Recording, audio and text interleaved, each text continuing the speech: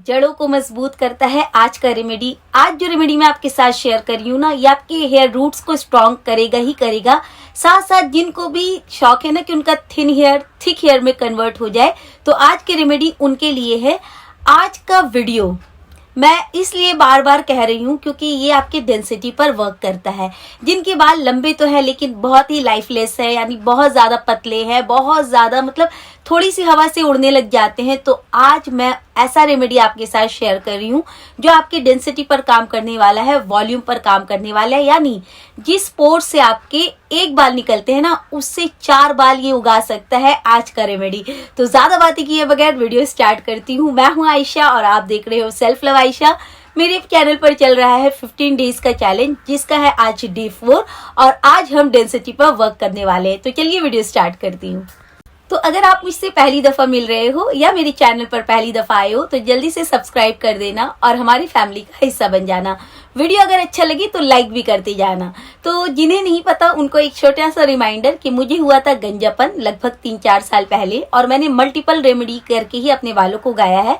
एक बात हमेशा याद रखना, कोई भी एक रेमेडी के भरोसे नहीं बैठना है कि ये रेमेडी हम लगा रहे हैं तो हमारा बॉल्डनेस ट्रीट हो जाएगा, हमारा बॉल्डनेस क्योर हो जाएगा। देखो, जब गंजापन आता है ना तो कोई भी एक रेमेडी को आप 1 महीना से, या फिर गंजापन नहीं भी आ रहा है, अगर आप हेयर फॉल पे वर्क कर रहे हो, ग्रोथ पे वर्क कर रहे हो, डेंसिटी पर वर्क कर रहे हो या फिर फ्रिजीनेस पर वर्क कर रहे हो, जिस भी प्रकार की कैटेगरी अगर आप फेस कर रहे हो ना, तो आप एक रेमेडी को 1 महीना मिनिमम और मैक्सिमम 3 महीना, उससे ज्यादा यूज ना करें, क्योंकि आपका बॉडी जो है वो यूज टू हो जाता है उस चीज को लेकर।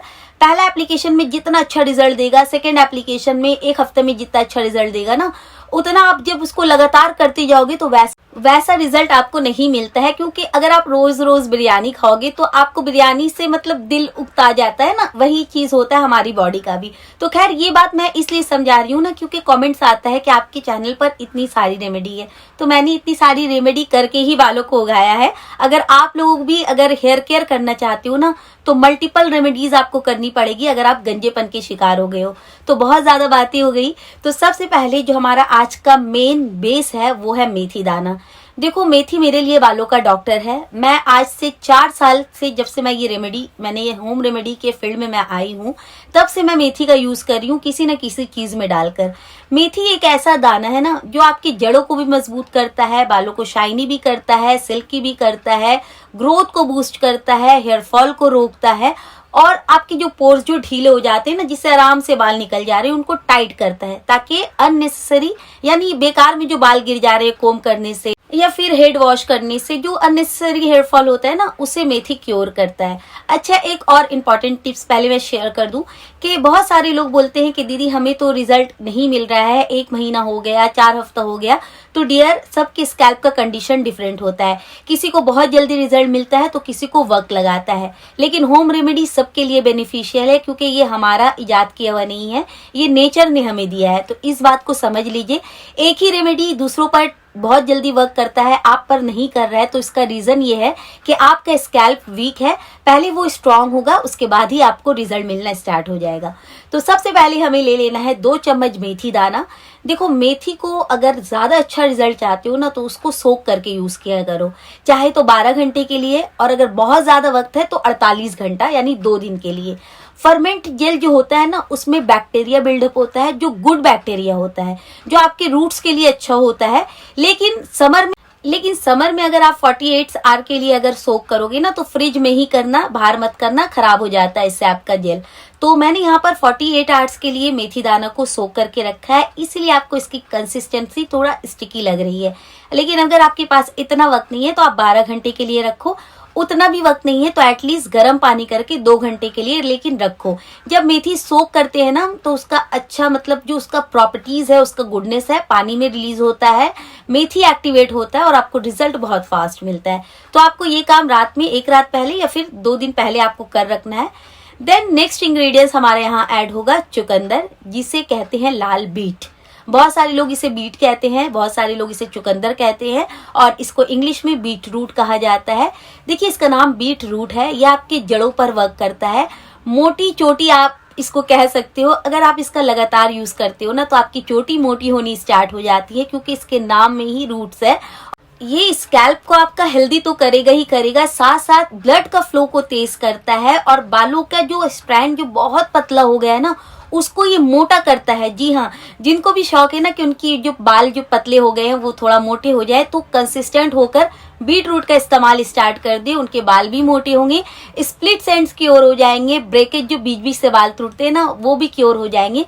क्योंकि ये जब मास्क आप अप्लाई करोगे ना तो आपका जितना फ्रीज है वो गायब हो जाएगा, क्योंकि ये मतलब मल्टीपल मास्क है, मतलब मल्टीपल बेनिफिट रखने वाला मास्क है। तो खैर आपको ले लेना है एक बीटरूट। मेरे पास छोटा साइज का था तो मैंने यहाँ पर छोटे साइज का यूज किया। अगर आप बड़ा साइज का यूज कर रहे हो तो आप आधा पीस यूज करना।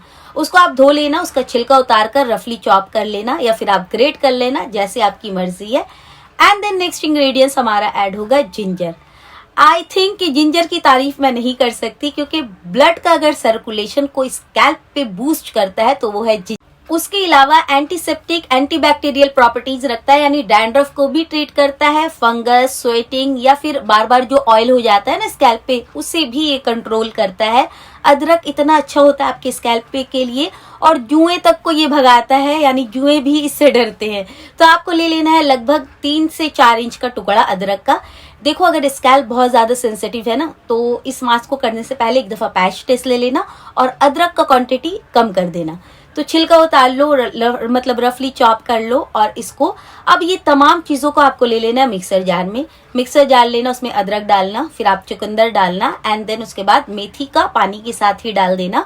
और आपको अगर पानी की जरूरत पड़ रही है तो पानी उसी वक्त ऐड कर लो या फिर बाद में भी आप ऐड कर सकते हो। तो अच्छे से इसको आपको पेस्ट बना लेना है। देन उसके बाद जो मिक्सर ग्राइंडर में बचता है ना उसमें पानी डाल देना और डाल के फिर से इसमें ब्लेंड करके इसमें डाल दो।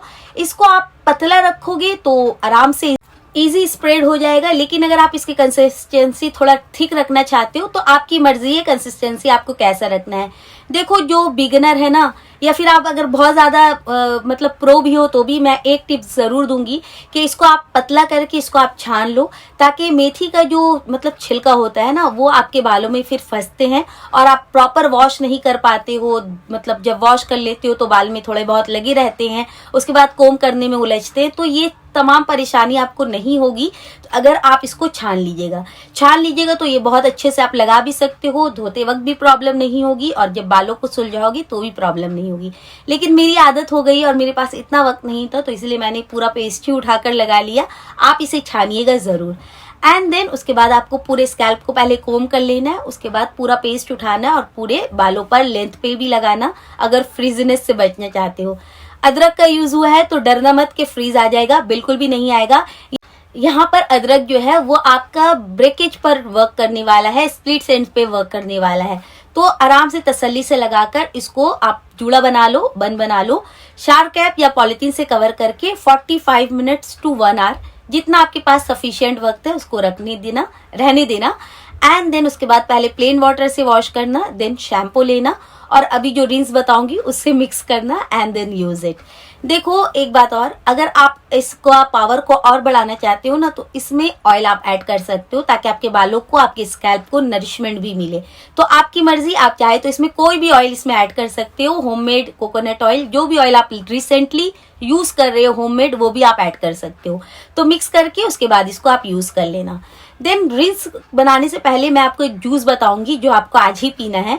जब आप ये वाला मास्क लगाओगे ना इसके साथ आप ये ड्रिंक पीना, ताकि इंटरनली और एक्सटर्नली दोनों पर वर्क हो और ये अंदर से भी वर्क करे, यानी आपके अंदर से भी जड़ों को मजबूत करे। और जब आप टॉपिकल एप्लीकेशन लगाओ तो आपके बाहर का जो लेंथ है वो भी नरिश हो जाए और हेयर फॉल भी आपका जो अननेसेसरी हो रहा है वो भी कंट्रोल हो जाए।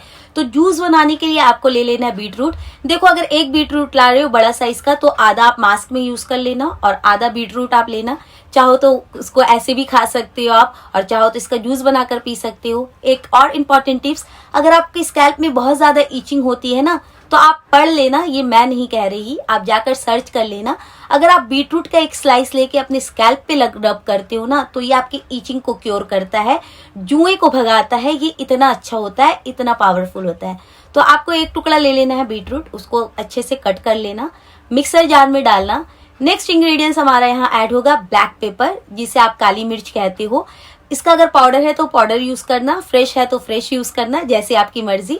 तो मैंने यहाँ 5 से 6 काली एंड देन टेस्ट के अकॉर्डिंग आपको ले लेना है ब्लैक सॉल्ट। जी हाँ, काला नमक ले लो, या फिर अगर आप व्हाइट सॉल्ट चाहते हो तो व्हाइट सॉल्ट भी ले सकते हो, लेकिन ब्लैक सॉल्ट ज्यादा थोड़ा अच्छा भी लगेगा और सेहत के लिए भी थोड़ा अच्छा होता है। तो आप ये मतलब ऐड कर दो। करी पत्ता है तो करी पत्ता ऐड कर देना, मेरे पास करी पत्ता नहीं था तो मैंने स्किप कर दिया। अब आपको लेना है पानी आधा कप, और इसको मतलब पीने वाला पानी, और इसको ग्राइंड मतलब अच्छे से ब्लेंड करके उसके बाद चाहो तो छानो, अदरवाइज आप वैसे पी लेना। देखो स्वाद उतना अच्छा नहीं है तो आप एक्सपेक्ट मत करना कि बहुत अच्छा स्मूदी बन जाएगा, ऐसा कुछ नहीं है। दवा तो हम कड़वा कड़वे पी लेते हैं ना, तो दवा समझकर एटलीस्ट पी लेना। इस मास्क को जब करते हो तब पीना। अगर इस मास्क को हफ्ते में एक बार कर रहे हो तो एक बार पीना, इस मास्क को हफ्ते में 2 बार कर रहे हो तो 2 बार पीना। ये आपकी जितना टॉक्सिन है उसको भी निकालता है, लेकिन एक्सेसिव नहीं पीना है। बीटरूट को एक्सेसिव यूज नहीं करना है। हफ्ते में 1 से 2 बार इज सफिशिएंट, उससे ज्यादा आप इसको ड्रिंक कंज्यूम नहीं कर सकते। टॉपिकल एप्लीकेशन आप कर सकते हो कंज्यूम, तो 1 से 2 बार इज सफिशिएंट। 1-2 बार इसको पियो, और उसके बाद जितना ये गंदगी है ना आपके बॉडी की, जितनी टॉक्सिक्स है, सबको टॉक्सिन है सबको निकाल देता है। तो खैर आपको ये जूस पी लेना है, जैसे भी करके पी लो। अब आ जाती है हेयर रिंस की बारी। हेयर रिंस बनाने के लिए आपको चाहिए अगेन 2 मग पानी, पीने वाला मेक श्योर, और उसमें आपको डालना है यहाँ पर 1 चम्मच मेथी दाना। देखो हम बालों को शाइन भी करेंगे और ये हेयर फॉल और रूट्स दोनों पे हम वर्क कर रहे हैं, तो मेथी का यूज करना लाजमी है। तो आप यहाँ पर 1 चम्मच मेथी दाना लेंगे, और 10 पीस गिनकर आपको लेना है ब्लैक पेपर। जी हाँ, बस ये 2 चीज काफी है। ब्लैक पेपर जो होता है ना, ये काफी स्ट्रांग होता है, और साथ साथ ये बालों को आपका जो है मतलब इसमें भी आपका एंटीसेप्टिक प्रॉपर्टीज होता है, जो आपके dandruff, buildup, sweating, oily scalp सभी पे वर्क करता है। साथ साथ ये फंगस को लगने नहीं देता है स्कैल्प पे, और उसके भी अलावा ये आपके रूट्स को मजबूत करता है। तो आप 10 पीस यहाँ ब्लैक पेपर लेके अच्छे से उबालना, 10 से 15 ढककर पका लेना, एंड देन गैस को बंद करके इसको वैसे ही छोड़ देना। उसके बाद आपको क्या करना है, इसको छान लेना है, और आपने जब शैम्पू कर लिया, प्लेन वाटर वॉश कर लिया, उसके बाद आप ये पानी उठाओ, पूरे स्कैल्प पे, पूरे लेंथ पे आप डाल लीजिए, एंड उसके बाद जैसे बालों को सुखाते हो सुखा लो, और बालों के लेंथ पे सीरम जरूर लगाना, इससे बाल उलझते नहीं है और टूटते भी नहीं है।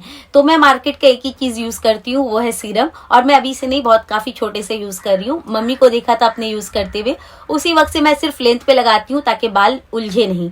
बस उलझने का ही पर्पज से मैं इसे यूज करती हूँ, अदरवाइज इसका कोई काम नहीं है। Then good to go. ये 3 स्टेप आपको करना है, और शैम्पू को भी इसी पानी में मिक्स करके यूज करो, ताकि आपका शैम्पू जो है वो एंटी हेयर फॉल और एंटी डैंड्रफ शैम्पू पे कन्वर्ट हो जाए। अब आ जाती है बारी कौन कौन कर सकता है।